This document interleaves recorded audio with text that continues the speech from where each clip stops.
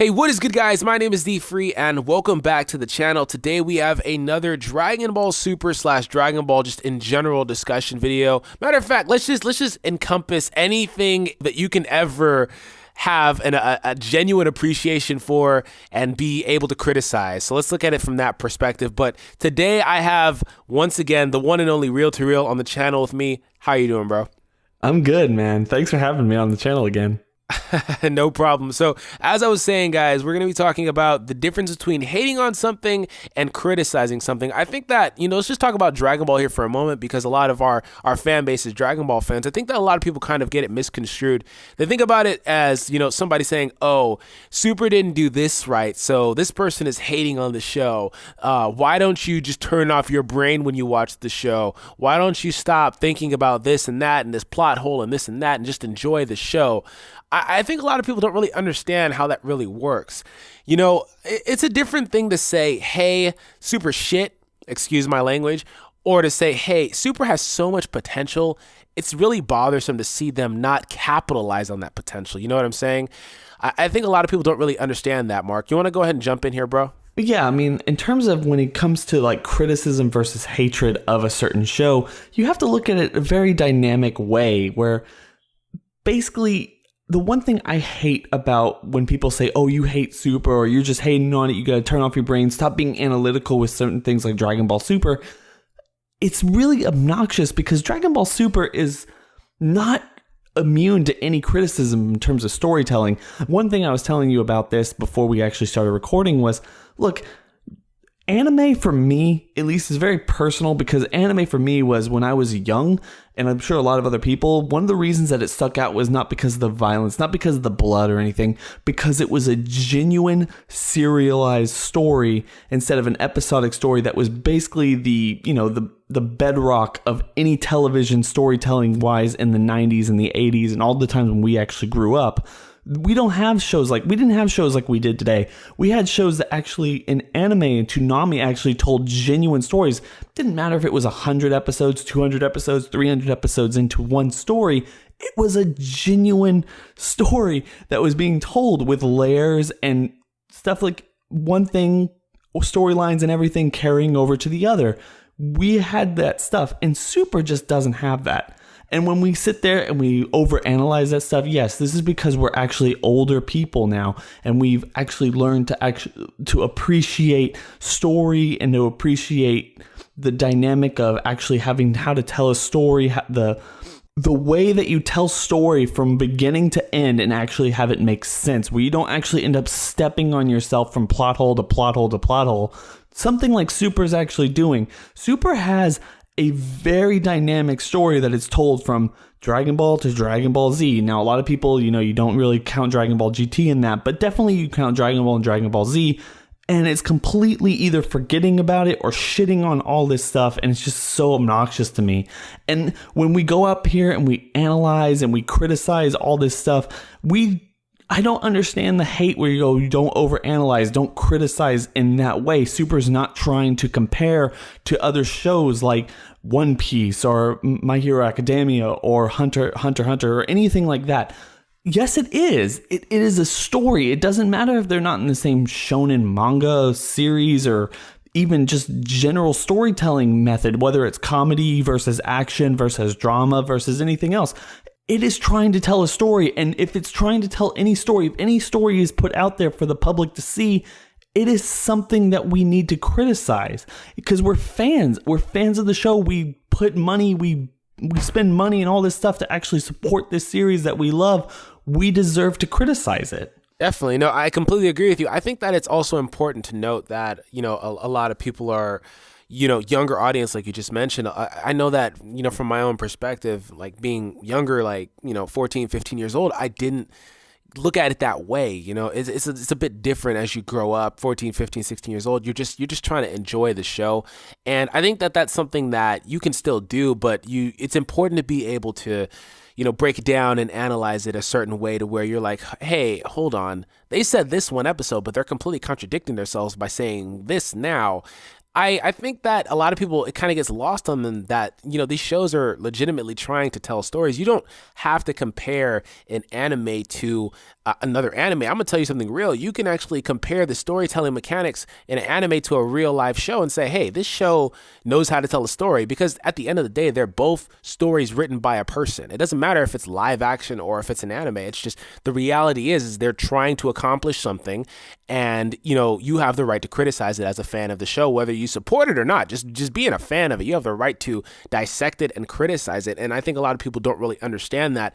And it's completely ignorant to say that, it's completely ignorant to say that for you to enjoy a show like Super, you need to turn off the analytical side of your brain and just say, okay, I'm just going to watch it and accept the fact that it has whole A and whole B and whole C and all the way throughout the alphabet, and just kind of deal with it. That's not how the story was intended for you. The author of the show did not want that to happen. It's not how it's intended, but that's what you're choosing to do because you have no other way to cope with these blatant, obvious holes that are in the story.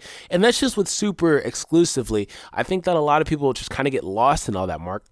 No, I completely agree. And that's one of the biggest problems of this entire series thus far, is that people just want to love this show because we're actually getting more Dragon Ball after 2 decades of not having new Dragon Ball content to actually digest. And there's absolutely nothing wrong with that. I think one of the things we actually need to make very clear is that as fans of the show, people who, whether we analyze it or not, like we obviously do, we both of us have these channels. We basically look at this stuff in a very, very analytical way.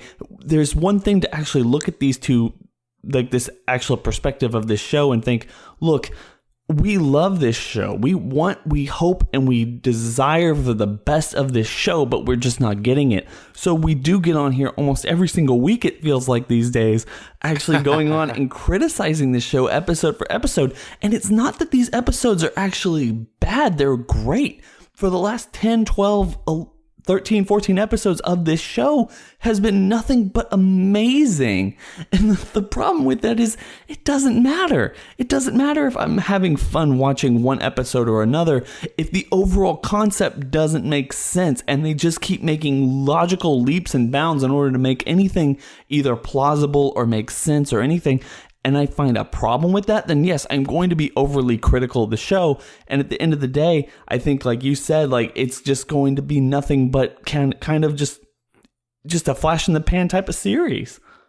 Yeah, and a lot of people, like you said, they kind of look at it as, once again, this is Dragon Ball. We haven't had Dragon Ball for so long. And I think a lot of people, exclusively in the community, a lot of these guys that a lot of people listen to, people that just, make videos just in general. I'm not talking about, big YouTubers, but just everybody is so afraid to be critical of this show. And that's kind of like wildfire, where everybody's like, oh, this is amazing. This is amazing. This is amazing. And then you've got 1, 2, 3 people saying, hey, no, it's not. No, they're doing this wrong. They're doing that wrong. And it's like you're an outlier in that situation from like our perspective. And that's where, people get it misconstrued. Once again, they're like, hey, why are you hating? Why are you hating? Everybody says it's great, but why are you hating on it? But the reality is that, we all want the show to succeed. I think, we all were initially really freaking hyped about this show. It was it was trending all over the place. It was something that everybody was in love with, the concept, the idea, everything, up until it started, up until we found out all the news about it. It was something that everybody was really hyped about, but they completely, they missed the opportunity to kind of explain a lot of this stuff. So, for me, I'm not going to say that I dislike the series, but I'm not going to say I love it. I'm also definitely not going to ever be on record saying that the show is a great series, because honestly, it's not. I'm not going to say that, any other media any other form of like Dragon Ball didn't have any other issues, because they did. But the reality is, like you said, back in the 90s and whatnot, and early 2000s, where we had animes as well, they actually did an attempt to try to explain a story to you. But nowadays, it's to the point where, these companies and whatnot have really realized that, we can spend all this time trying to tell this crazy, amazing story and make this an amazing show. But guess what? Fighting gets ratings. So we can just spend time being lazy and just show them some amazing, cool looking stuff, and they're going to soak this shit up. They're going to enjoy it for what it is.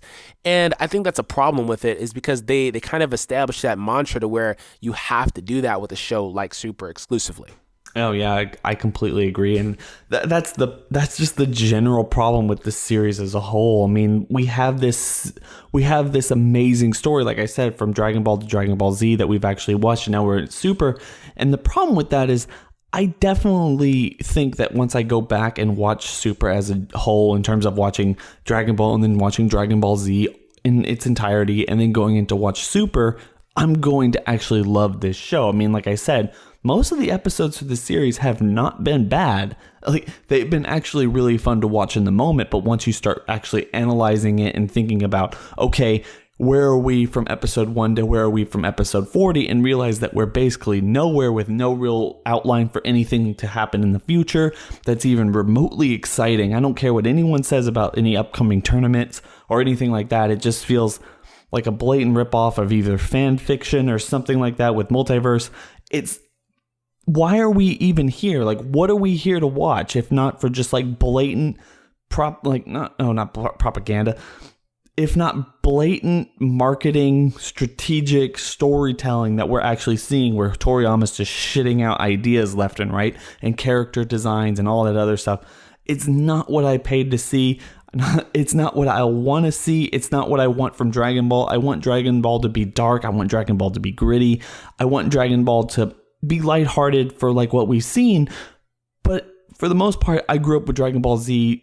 You know, I can't help that. It's just, I want it to actually have some stakes to it. I want there to be some emotion, some genuine death scenes, some stuff where maybe certain things like the Dragon Balls or certain things is just doesn't really matter as so much as this person's really strong, like Frieza's Cell, Majin Buu, or what have you.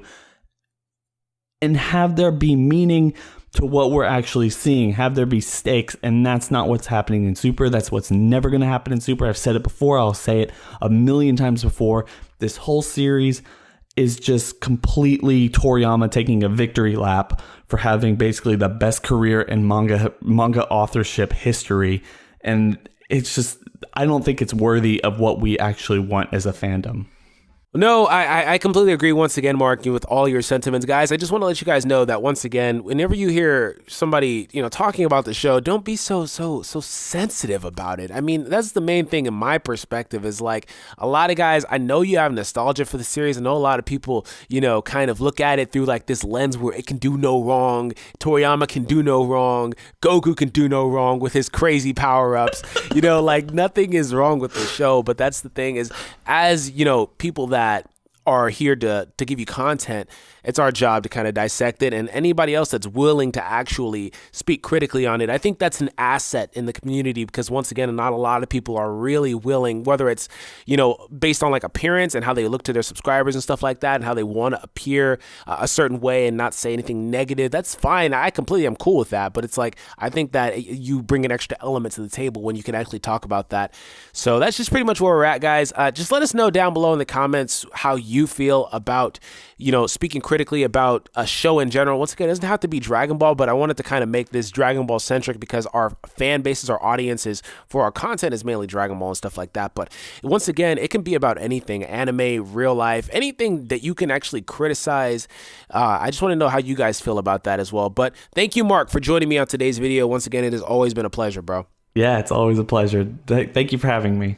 No worries, man. So hope you guys go ahead and check out Mark's channel. It will be linked in the description for you. Go ahead and check him out. Amazing guy, amazing content creator. He's always got some just crazy, fantastic theories on Dragon Ball and all this other stuff over there that I just can't wrap my head around. So we'll see you guys next time, though. Peace out. Bye.